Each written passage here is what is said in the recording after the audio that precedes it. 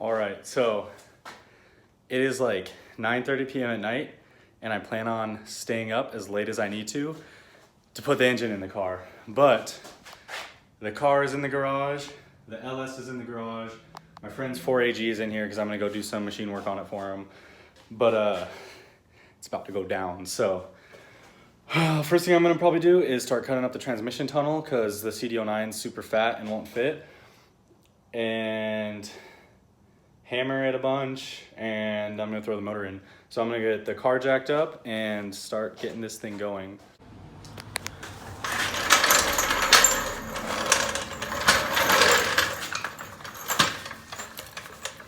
One thing that I noticed with from the stitch welding in the cage already, lowering the car down on the jack stand, normally like the car would actually like flex a lot, like you see the chassis kind of move onto and like bend down onto the jack or on the jack stand.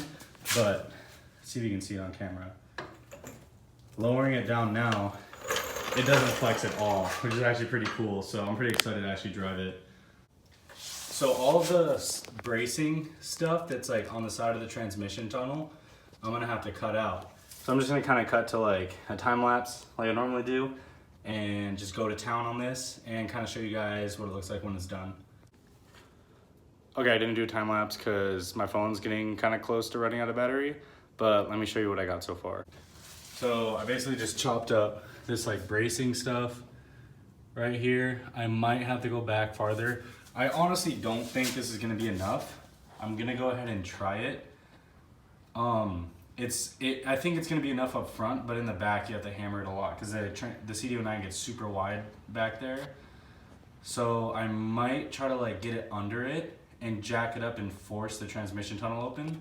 My original plan was to use like a scissor jack and spread it open with that, but I actually don't have one. I thought I did, but I guess we're just gonna go ahead and see what happens. Oh yeah, and by the way, I got the GT86 shifter all on and adjusted and everything, so I can test the fitment of that with an LS on the shifter position and see if it lines up with the stock hole. All right, so let's get started with attempt number 1.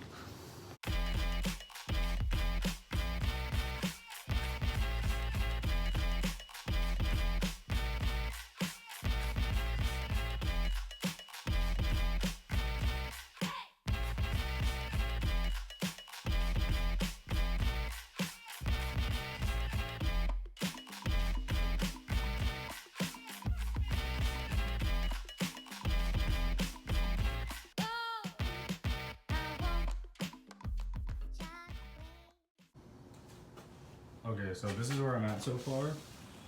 I'm having issues clearing the bell housing on like the cross member down here. Sorry, it's pretty dark, but just as I thought, it's because the transmission is getting stuck in the tunnel. So just on the fat part, exactly what I thought. So I'm gonna just have to hammer a bunch of stuff. With the shifter placement, I don't think it's gonna move back that much farther, and I think it's gonna sit literally like right in the back of the OEM location. But I guess we'll see in a second. So I have it pretty much just sitting on the cross member right now.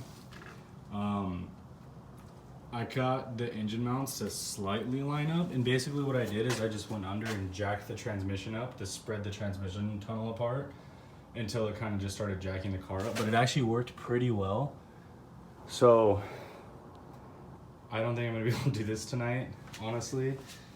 I'm probably gonna just have to pull the whole engine out again and hammer it, or the transmission tunnel, just the rest of the way, but it's really close. I could probably line up the engine mounts if I tried for like another couple hours, but I'm gonna do it another day. So I guess I'll see you guys tomorrow. So it's the next day, well I guess night, and I'm gonna go ahead and try it again. So what I'm thinking is that instead of trying to drop the engine mounts, or the like engine mount onto the chassis engine mount, I'm gonna try to take, because it's kind of awkward with the way the trans sits, it's really hard to like get the engine up over it.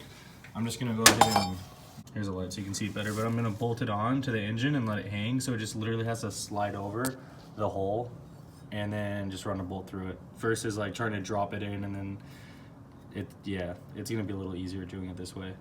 All right, so I'm gonna go ahead and cut back to time lapse and see if I can actually get it done this time.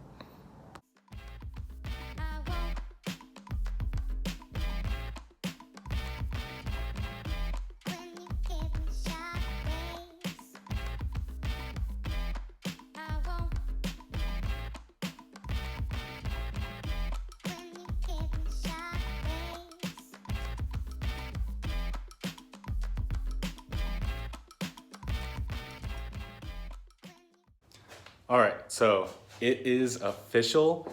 The car, or the engine is sitting inside the car. So I'm gonna go ahead and turn the camera around and show you guys. And there it is. It is on the mounts, everything is bolted in. And I just kind of like set some stuff on there that I was curious about for the fitment, because I actually had to put the engine pretty far forward.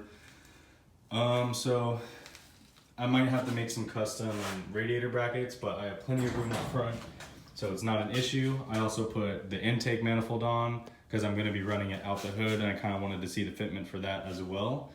But it is sitting in the car on its own. No more hoist. So I'm super excited about that. Everything fit really nicely with the CX Racing engine mounts. But yeah, I might test a couple other things like the headers, and then probably just call it a night because it's like almost 1 in the morning. Another thing that turned out super well was the shifter location with the GK shift, like CD09 shifter. So let me show you guys that too. So it's like, it's off to the side for some reason, which is a little bit weird, but it's pretty much like perfectly centered to where I'm pretty sure I could throw on the center console and it would just line up with the shifter boot and everything. So pretty excited about that too. So I'm not really sure what I want to do next. I'll probably start making some brackets. I have like this Moroso breather tank I need to put in, but I want to really start like organizing the engine bay and making sure everything will fit cleanly. But it already looks like it's in there pretty well, so like I said, I'm really happy about it. But yeah, so next video I probably won't start wiring much yet.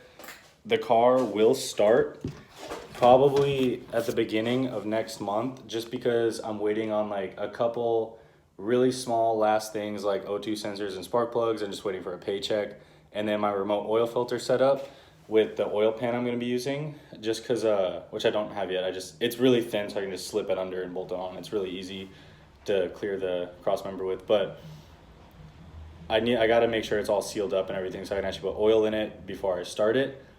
But expect it to start within the next couple weeks once the first hits, and everyone gets paid, including me.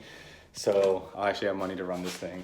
But yeah, thank you guys for watching. Leave a like if you're as excited as I am to finally get this thing going, and make sure to subscribe. Next video, I'm not sure. I'll probably just try to fit a bunch of stuff in the engine bay, see what I can do. And then after that, I guess we'll wait for John to finish welding, because I don't want to start painting or wiring the inside of the car and then have to pull everything out and then like paint it and put it back in. So I'm just going to do it all in one go. I do have a diff I have to weld. Maybe I'll go do that. And I have my drive shaft shop axles I have to put in, and then the drive shaft to start making. So I'll probably start making transmission mounts as well, to be able to get all that stuff in and have everything like securely in place. But yeah, that's it for today. So thank you guys for watching again. I'll see you next time.